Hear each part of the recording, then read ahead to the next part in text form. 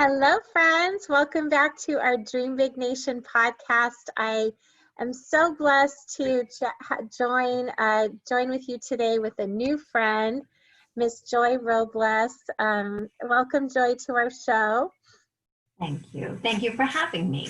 Absolutely. So, friends, as you know, I have been just so blessed with a genuine fascination in people and their life stories, and I especially love to bring you stories of ingenuity and growth mindset, and especially people that have taken the initiative and like brave leap to hire themselves. And every conversation that we're having is helping me grow and learning more about my fellow entrepreneurs, and I'm hoping we'll do the same for you and give you the confidence to make that brave leap yourself. So I'm blessed to introduce you to my new friend, Miss Joy Robles. Joy and I still aren't sure how we know each other, but we're very glad that we've met. We have so much in common. And Joy started her career in a very male-dominated industry. She'll tell you a little bit about that. She's been a powerhouse saleswoman for 20 plus years, and really has grown up through the ranks in her career. She shifted to actually helping others find their power in her program that she's launching soon called The Power of Sales Unleashed. So I'm really excited to hear about that. But Joy, let's just jump right into it. And I would love, I always like to start these conversations with the guest just sharing, a little bit about your story, precursor to what you're doing now, and most importantly, what has, I guess, prompted you to make this shift in your life. Okay. Well, thank you. Again, thank you for having me. I really do appreciate it. And I am meeting so many wonderful, amazing entrepreneur women that are just absolutely amazing, astounding me on my mindset of what is capable.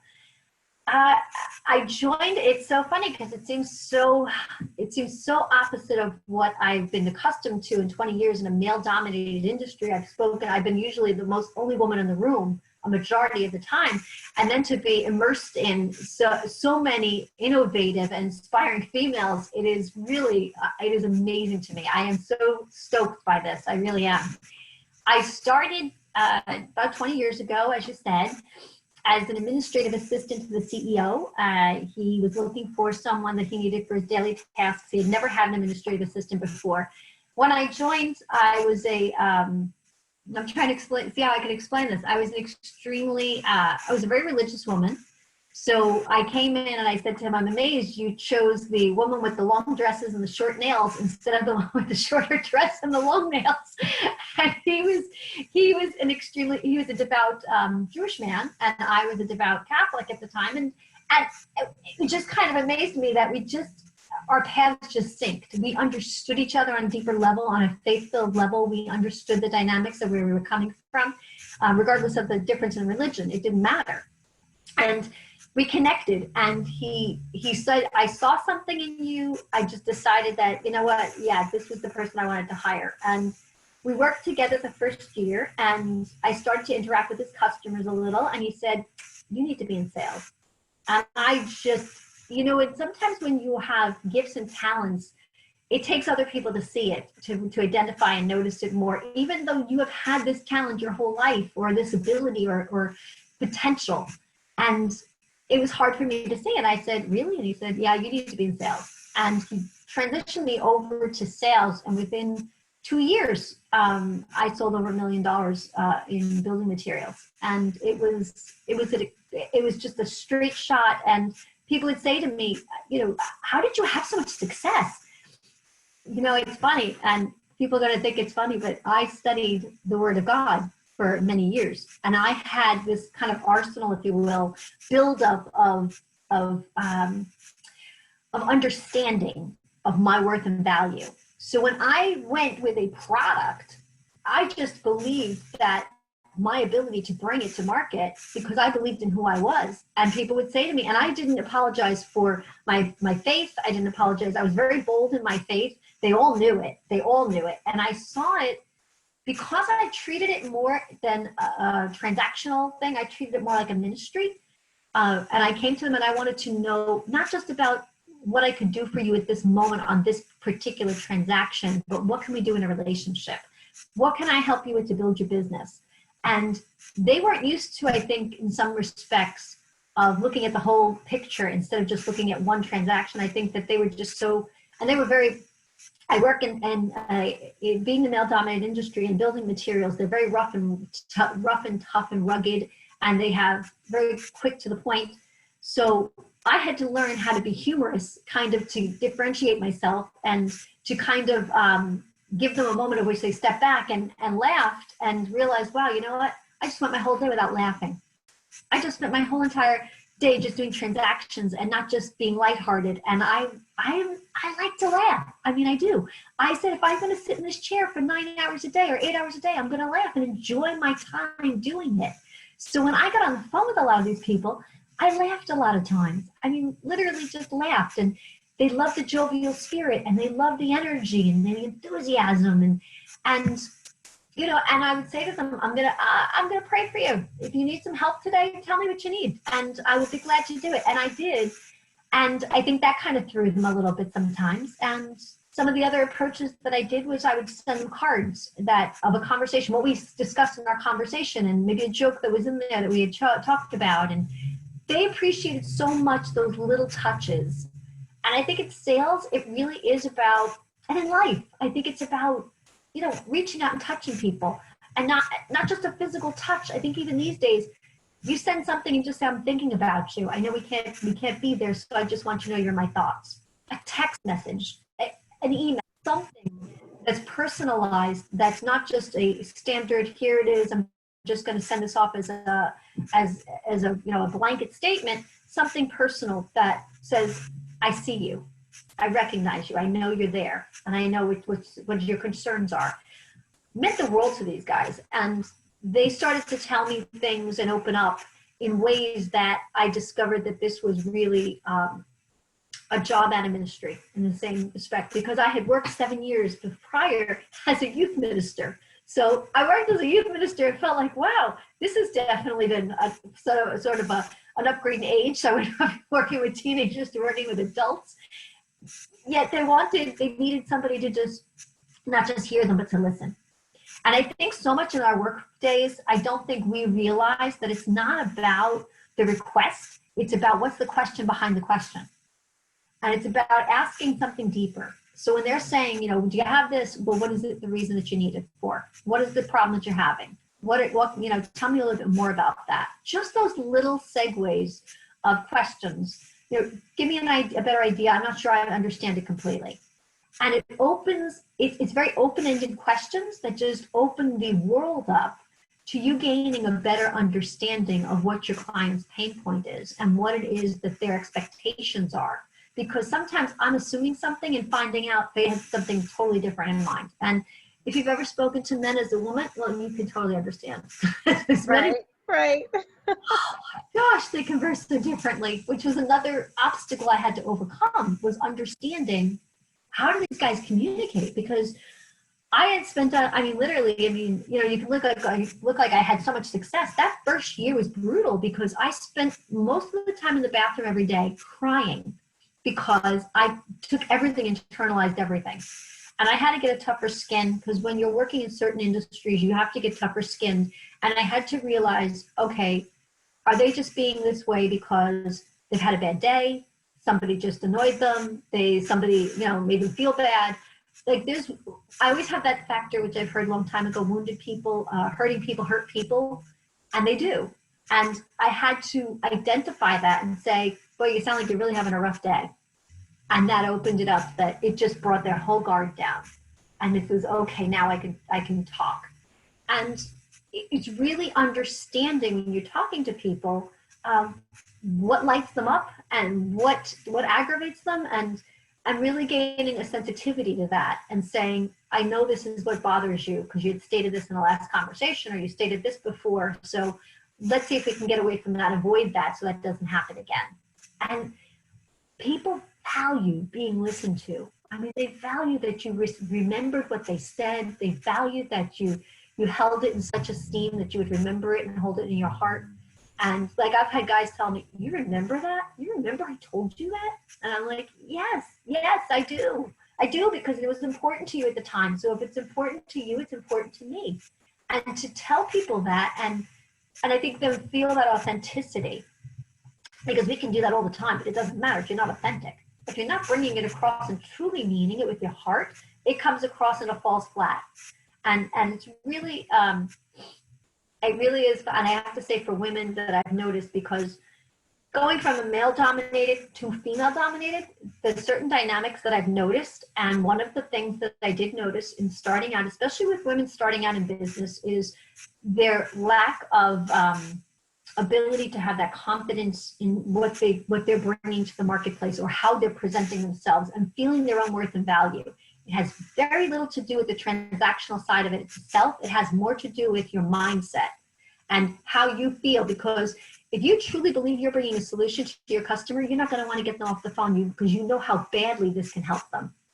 And you would want to say, I really want you to understand my whole heart, because I've seen it myself, and I know you can have that same thing. It brings that sense of passion and purpose across in a way that it resonates with people. And that's something that I truly want to do for women. I really want to see for women. I think you really you gave me a lot of questions just right there, because, so let me ask you, my observation of women that I've interviewed on this podcast compared to the men, it's very interesting, because I so agree with you. I think it is, I know really being a successful business builder is really about 10% skill set and 90% mindset. Yes. And I think what happens is people make this leap into building their business. However, what they bring with them is their employee mindset. And they're used to being told what to do, and they are trading their time for money.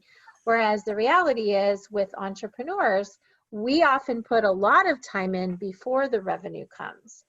And so much of it is on our minds. Now, you and I, we have that commonality in our faith. And I do so agree with you that having your personal worth in however you have come to that point. So is just, it does actually help a lot with success going in, for sure. Now, you obviously worked on yourself iteratively, you know. What would you say to women and men, you know, that maybe they have faith in their life, but it actually, they haven't even considered adding it to their business? Because I think that's such power when you actually combine those two, which you clearly have done, I've done. Tell us how you've done it, and what people might be able to tactically do if they haven't considered that. Well, I will say, when I entered, I did was a very extremely religious mindset. So there was kind of like this box that I created, and it worked in terms for me for a period of time, until I was able to really expand. It really took a lot of expanding the box, because I understood things, but I had limits that I put on the people that I worked with, on the way that they approached things. And so for me, it had to be open the box up. If the ability to understand your worth and value, it's not sectionalized to any particular religion or faith. It's the faith in knowing that you've been given certain gifts and talents, of which there's a responsibility for you to share them with others. So that way it helps others grow as well as for your own growth. And I found that when I took my mind off of my own growth and put it on, how can this help someone else? It just catapulted, because at that point, my excitement and enthusiasm was more for watching someone else grow than it was for seeing my own growth. Was kind of an after effect of it, because I was so focused on helping others and being service oriented that it was no longer about being self-oriented. And it really, I mean, there was just so many instances of which I've watched people excel and succeed, and feeling like I could even have a small part of that was gratifying to me. Looking at it, there were just so many times and so many opportunities that I felt that when I faced my fear, and this is not a message people like to hear, because when it comes to, oh, you may not have to face fear, you may not have to do something afraid. Yes, you will. And you don't want to cushion that and say, no, don't worry about it. You'll never be afraid of anything. You'll never have a risk in your life. You'll never have to take a step, but you do. Faith is being able to say, I trust that that next step will be there. I trust that even though I don't know and I'm not sure, I'm going to do it anyway. And I trust that it will reveal itself as I go along. And that can be quite daunting to do. And it is things that even taking this risk of going into the sales department was a big risk for me.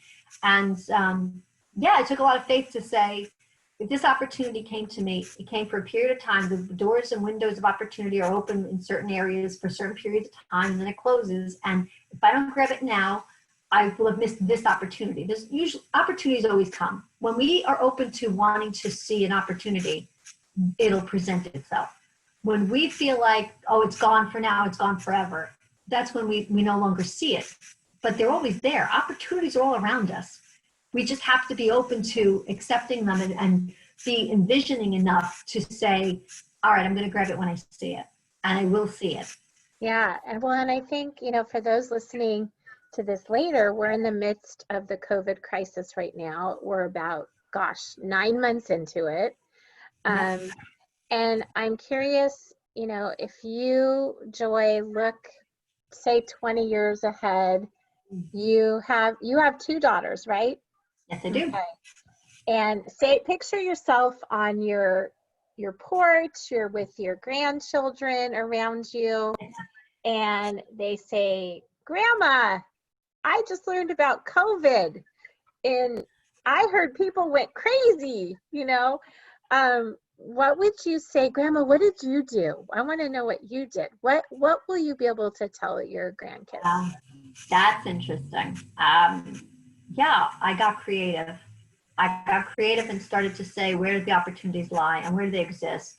And how can we make the most of a dark situation and bring the light into it? And looking at how many things transitioned, how creative we all had to get, and how you had to learn to pivot, I think is indicative of each and every person throughout life. COVID had nothing to do with this. It really didn't. All it did was bring the awareness to people that we need to get creative in our thinking, and we should never cling on to something so tight that if it falls, because it's like grabbing onto sand, it just falls through your fingers. If when you try to clutch it, it's going to just fall through your fingers. I think hold loosely to things and be receptive that when needed to pivot, it's okay, because it's actually going to come out better than it ever was before. And it's hard to imagine when you're in the middle of it, and it's hard to look at it when you're struggling. I have been there, and I have gone through it, because before I got the job that I had for the 20 years, we were just barely getting by. I mean, my husband had gone through a deep depression after losing his mother, and he was out of work for quite some time. And I'll never forget looking and coming to the realization that he was going to run out of his unemployment insurance within like 2 weeks, and then we would have nothing. And my legs shaking, thinking, time to pivot. I have to pivot. We got to take a step. We got to do something. And what happens is when you get paralyzed with fear, you're paralyzed. Fear can paralyze you to the point of which you take no action and you're totally doing inaction. And it was necessary to take a step, any step that was possible, take a step. And that step just happened to lead me into a job that created a financial security and a financial prosperity for me for many years after, and helped my family for the next 2 years during that time of which he was out of work and struggling, and I was able to be the breadwinner for my family. And were you at home with the girls for a period of time then? Yes, I was. And until you stepped into the building supply. Okay, got it. I love it. Yeah, so I ended up working full time, and then what happened was, and it's funny because I had gotten interviewed on another podcast, and they said, well, how did you handle that with your children being little and you were traveling? And I said, it's very funny because I said, and I understood their mindset. I said, because I understand that your generation. I said, but I said, nobody would ask a man that. I said, but you ask a female that. I said, my husband stayed home and he took care of our kids, and he was the one cooking dinner, and he was the one getting them ready for school when I had a business trip to go to, and that was okay. I said, and that was the dynamic. The way, like, my kids knew mom travels for work, or mom goes and dad's home with us, and that was when my household was normal. It was just normal, and and it was just different than what other people's households were like. I love that. Yeah, I wonder, let's shift a little bit to our younger generation, because Yes. I do think we talked about this a little bit. We both have older kids, some still in college, some, in their first, careers and in transition. And Yep. I think I see a lot of young people getting into this corporate life, and it's not speaking to their soul. It's the life that their parents led is not what they are seeking. Right. So what would you say to those young people right now? You have two of them in fact, that are both on their own journey, right, and in different phases of life. Definitely. And I think, and it's so funny that you should say that, because if you haven't been raised in an entrepreneurial background, it's a little hard for you to differentiate and to think that option is open for you, or that dream exists for you, but it does. And the only limit to that dream is going to be your own self. Is only going to be the limit that you place on your own self. And I think every single one of us knows, if we deep down ask ourselves inside of us, what is the legacy we want to leave? What is it that we want to be known for, that when conversations come up and bring up our name, that we want spoken about us? And when we can identify that, we can identify our brand of what it is we want to become, and what it is we want to achieve, and what purpose and what motives we have for that achievement. That takes self-reflection. That takes time to really identify that for ourselves. Why am I doing what I'm doing? Why am I investing my time? And I think so many of us in corporate get caught up in, well, I'm doing it because I'm supposed to do it, because if I do this, I get this, and if I do this, I do this. And when you're in entrepreneur, it's, what do I invest my time in? Because I see it brings me the greatest reward and fulfillment, rather than just for a goal setting procedure. It's, what do I want to do because I want to truly make the biggest difference. And there's a difference there between goal setting and difference making. Oh, I like that. I love that. Yeah. Well, and we have the commonality that we've worked on commission a good portion of our life. So we already have that idea that we don't want to just be trading our time for dollars. Mm-hmm. But let's talk to those people that are still in that kind of mindset. And I think sometimes the perception is they see people that are doing things differently, but they just can't picture themselves in gaining those abilities. And yet the reality is, we all have a story, we all have a skill set that's our own, that's unique to us, that anyone at any time can monetize, can create an income stream for themselves. Definitely. And you've done this now. So talk to us about, kind of what prompted this new initiative in your life, how you're leveraging your time, because I know you're still kind of straddling both. Right. And so, because I think people tactically sometimes they need to see a real life case of, okay, how are you managing? Now you have this idea. Now, how do you put it to life and really make it work? It's, and I don't want to disillusion people and make them think, because I think I got a little disillusioned, the premise of what people made it seem like. It was so simple, and it's like a half hour a week or a half hour a day, and you can, boom, you got a whole business up and running. And oh no, let's face it, it's way easier to be an employee. It's just not as fun, in my opinion. It seriously is. But you're absolutely right. The fulfillment of meeting so many wonderful people and having the connections. And I will say everything, and I think the reason that I gravitated and really meshed well in this environment is because I was built for relationships. And I understood the value of relationships and the value of the networking and wanting to help people. I had just gotten off a call prior to this, and she says, I need to work with you. Like, we need to do something together. And I thought, absolutely.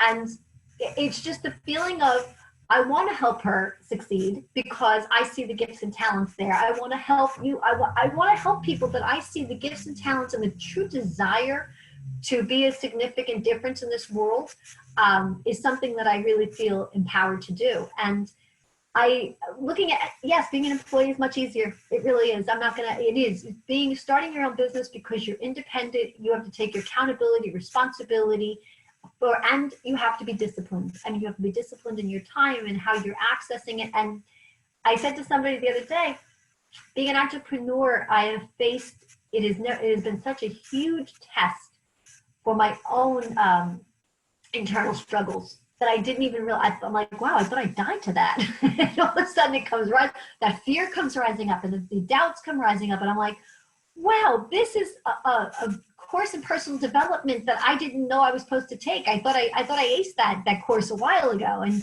it definitely has been triggering and bringing things out that makes you feel alive, because now you're conquering, and now you're battling things that, okay, you could go to a desk and work and just feel like, okay, I'm doing what I need to do, but you never feel really invigorated and really motivated. And this has been motivating. It has been teaching me. It has been a journey of which I would not trade.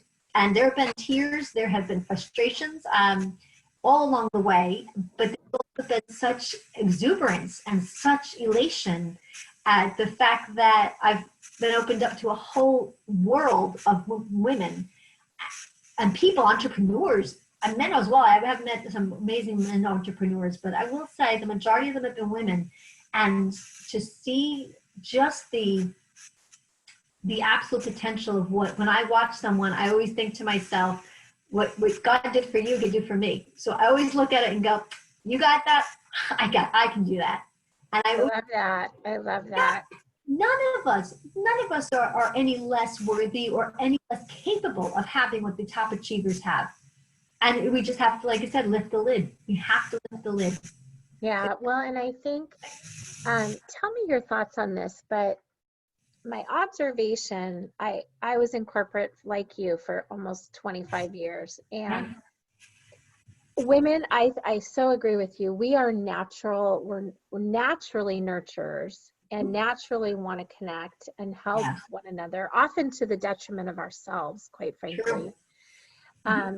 And for whatever reason, my observation now that I'm out of it is that corporate environment is actually not a natural to that nurturing mechanism in women. And in fact, unfortunately, when I think back on my female bosses in my life compared to my male bosses, I would love to say the females were better, but they weren't. In fact, oftentimes they're not necessarily empowering compared to men, and I don't know why that is. I have had a few. I had one in particular that truly was a servant heart leader, in my opinion. But I'm just curious, like, I think personally, in a lot of ways, the entrepreneurial space is much more, it's just a better overall environment for most women. If they really get true to themselves and their inner, their true inner strengths and what brings them joy. And I'm curious your opinion about that in general. And although I realize you've worked in primarily male-dominated environments, I'm just curious what your opinion is on that. I agree completely. I think, and you hit the nail on the head, because I've been very fortunate to work, because I wouldn't have been here almost 20 years in this environment, this corporate environment, without having many servant leaders. I have also watched them go through the growth of the service, because it was a smaller family-owned business. I watched, as it is a multi-million dollar business, and I've watched this transition in leadership of the personality and development, of character development of the individuals that have gone through this. So I've watched the transition, if you will, and I agree. It doesn't, female or male doesn't, is irrelevant. I think what it is servant-based leadership. When you can look at someone as, what can I do for you in a leadership capacity, you're empowering them to lead themselves and to be able to make their own decisions independently. And you're structuring a sense of confidence and confidence in them that they're able to do this without having to be told. So the greatest leaders are the ones that can walk away from an organization and know that it's going to take off and lead itself, because they've taught their people how to be leaders within themselves. So you're not always having to sit there and ask them questions. Did you do this? Did you do that? And micromanage. You are actually entrusting them. And then if they do make a mistake, which I have done, and I've gone and said, look, I said, I could go from 0 to 0 in about 2 minutes here. So I said, I'm going to tell you right now, tell me if I'm a 0 or a 0 on this one. And the fact of the compassion and understanding and saying, let's figure it out. Don't worry about it. We'll figure it out. And if I made a mistake, having that ability to say, it's a mistake. What'd you learn from it? Let's figure out how the lesson learned here so we know it won't be repeated.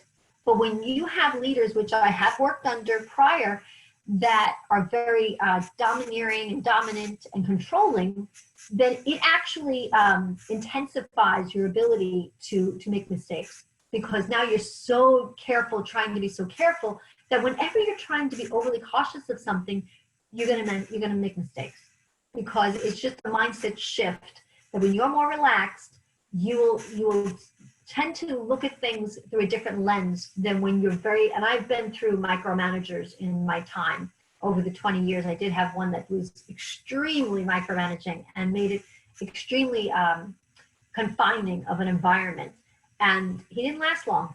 I mean, many of them don't. When they are in those types of positions, and I always say, whenever someone is in a position of a power struggle or trying to be power hungry, I always watch it and I say to myself, I know the way this works.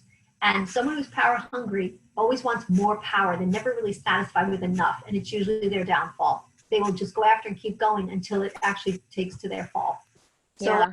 I can sit back and say, you know what, I don't need to fight that battle. I'll let that battle fight for itself. What would you say some signs are? You actually you're in the process of making the transition yourself. What was it for you that prompted you to really, okay, it's time. I'm going to diversify. I'm going to really step outside my comfort zone. And also what signs were there ahead of time? Because most likely you had those signs probably a couple of years before you actually did anything. Definitely. If people are in transition right now, yes. And think this is the perfect time to be reinventing yourself. Definitely. So what signs would you say you saw that others can observe in themselves? I think that it's time.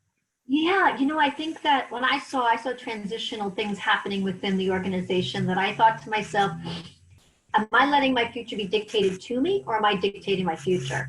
And I had to learn that our ability to look at our future and our destiny, if you will, is not all just set in stone and we just coast away. And we can determine the direction of our destiny to a certain extent and figure out where we want to be, but we have to have clarity. And looking at that, I said to myself, I'm going to allow, if I just sit back and watch this whole thing play out, not knowing what the outcome is going to be, I'm allowing myself to be victim to my own destiny. And I didn't feel comfortable with that. And I thought to myself, if I establish this as a foundational thing and it doesn't go the way I want, and then the other side doesn't go the way I want, I have something I can essentially springboard myself off of. And as I've been establishing this and working through it, and it's a process, it is a process of laying the foundation down, which I've had to learn a lot of stuff, because when you're learning from nothing, when you do know nothing about the entrepreneur space, then the online space, then the marketing space, there's a lot of spaces you have to fill in.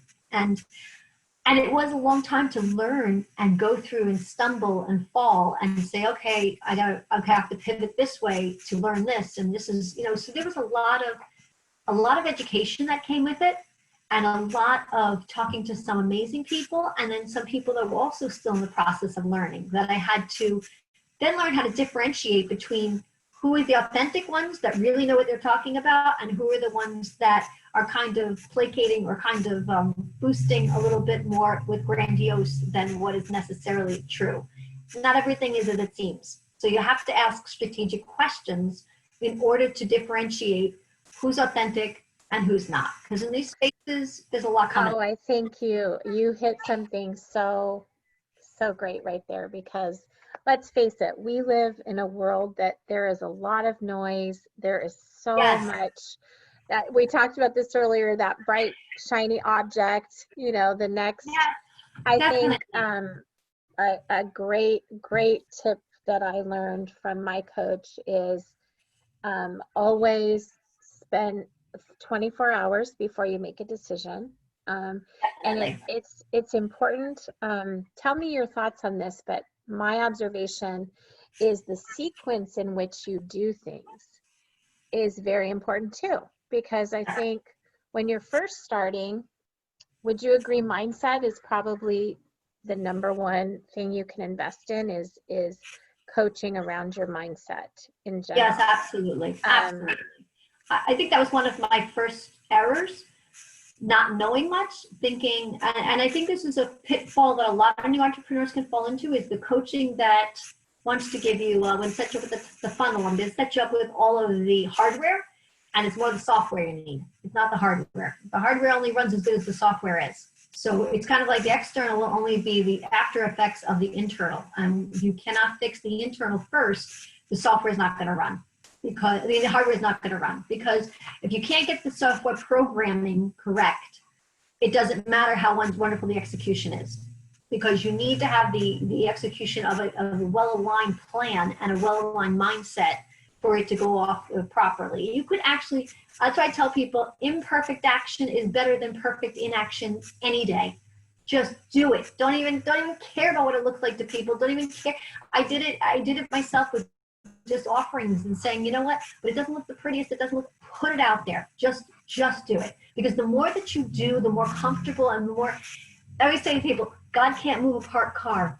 You just can't. You have to be in motion. If you want direction, you got to be in motion. It may not be, you may not think it's the right direction, but as long as you're in motion, you'll be moved to where you need to be moved to if you are clear on what you want to attain, because you need to have vision and you need to have a clear clarity and vision. I think clarity is so important. And clarity, not saying, well, I want to earn a lot of money. That's not clarity. How much money do you want to earn monthly? How much money do you want to say at the end of the year, I have earned based on this income from this event or from this business? What is clarity? And writing it down gives more empowering to that belief system than anything on earth. And your hand is going to shake when you write some of this stuff. And if it doesn't, you're doing it too small. Yeah. Small. Be bold. Absolutely. I love it. Yeah. You have to play big. You can't, it's either go big or go home. Just make it. This is not a practice life. Miss Sharon Lecter says that. One of my mentors. Yeah.